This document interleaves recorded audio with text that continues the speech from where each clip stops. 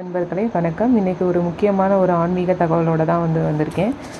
இப்போ எல்லாருக்குமே ரீசெண்டாக நடந்துகிட்ருக்க ஒரு விஷயம் தெரியும். திருச்செந்தூர் கோவிலில் நடந்த ஒரு அசம்பாவிதம் பெரிய அளவில் இப்போ பேசப்பட்டுருக்கு. அதை பற்றின ஒரு பதிவு தான் இது. இது ஆட்சியாளர்களுக்கு சிக்கல் நடக்குமா, இல்லை இயற்கை சீற்றம் ஏற்படுமா, கோவில் யானை வாகனையை கொன்றது கெட்ட சகுனமா, இதை பற்றி தான் இந்த பதிவில் நம்ம பார்க்க போகிறோம். திருச்செந்தூர் கோவிலில் யானை தாக்கியதால் பாகன் உட்பட 2 பேர் இறந்துருக்காங்க. இந்த சம்பவம் ரொம்பவுமே பரபரத்தை ஏற்படுத்திகிட்ருக்கு.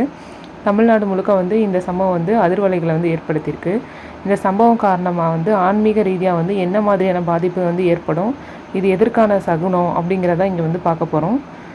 இது என்ன அப்படின்னு சொல்லி பார்த்திங்கன்னா, திருச்செந்தூர் முருகன் கோயிலில் யானை தெய்வானை தாக்கியதால் பாகன் இறந்திருக்காரு. கூடவே ஒரு உறவினரும் சிசுபாலன் அவரும் இறந்துட்டு இருந்திருக்காங்க. திடீர்னு யானை ஆக்ரோஷத்தோடு தாக்கியிருக்கு. பலத்த காயமடைந்த 2 பேருமே மருத்துவமனைக்கு கொண்டு போகும்போதே இறந்துட்டாங்க அப்படிங்கிற மாதிரி ஒரு தகவல் வெளியாகிருக்கு. இதையடுத்து பார்த்திங்க அப்படின்னா, இந்த மாவட்ட வன அலுவலர் இருப்பாங்களே, அவங்க மேற்கொண்ட சோதனையில் யானையை பார்த்ததில் யானைக்கு எந்த விதமான பிரச்சனையும் இல்லை. பொதுவாக ஆண் யானைக்கு தான் மதம் பிடிக்கும். இது பெண் யானை, அதனால் மதம் பிடிக்கிறதுக்கு வாய்ப்பு இல்லை.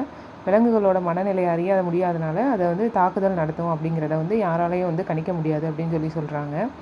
கால்நடை மருத்துவங்களெல்லாம் வர வச்சு மருத்துவ பரிசோதனை நடக்க போகிறதா சொல்லியிருக்காங்க.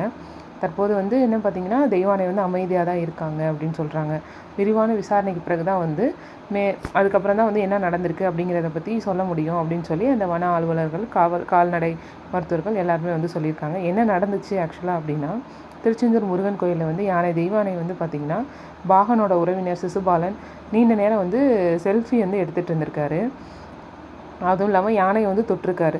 புதிதாக யாரோ ஒருத்தவங்க நம்மளை தொடுறதுனால தெய்வானை அவங்கள பிடிக்காம கால் மற்றும் தும்பிக்கையால் தாக்கியிருக்கு அப்படின்னு சொல்கிறாங்க. அவரை காப்பாற்றுறதுக்காக வந்த யானை பாகன் உதயகுமார் இருக்காங்க இல்லையா, அவரையும் பார்த்திங்கன்னா தாக்கியிருக்கு. அவர் தனது பாகன் என்பதை உணர்ந்தும் அவரை எழுப்ப முயன்றுள்ளது.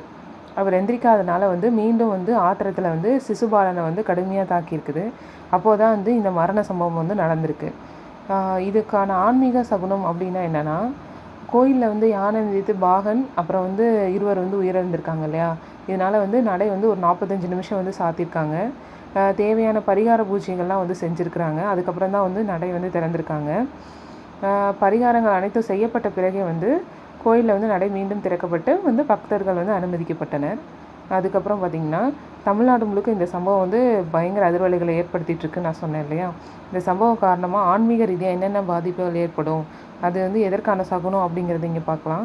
பொதுவாக கோவிலில் யானை மரணம் அல்லது கோவில் யானை யாரையாவது கொல்றது அப்படிங்கிறது ஒரு பேசிக்காக ஒரு கெட்ட சகுனமாக தான் பார்க்கப்படுது இது வரைக்குமே. இதனால் பார்த்திங்கன்னா, நம்மளுக்கு இயற்கை சீற்றங்கள் நடக்கும். பாதிப்புகள் பார்த்திங்கன்னா, மனித சக்திக்கு மீறிய பாதிப்புகளை இது உணர்த்தும் அப்படின்னு சொல்கிறாங்க. அதுக்கு அடுத்தது பார்த்திங்கன்னா, ஒழுங்கற்ற நிலை அப்படின்றத சொல்கிறத காட்டுறாங்க. அதாவது உலகத்தில் ஒரு ஒழுங்கு இருக்காது. பெரும்பாலும் இயற்கை மாறுபடலாம், இல்லைனா மனித இயல்பில் மாறுபாடு, அதாவது தீவிரவாத தாக்குதல்கள் இந்த மாதிரி வரலாம் அப்படின்னு சொல்லி எக்ஸ்பெக்ட் பண்ணுறாங்க.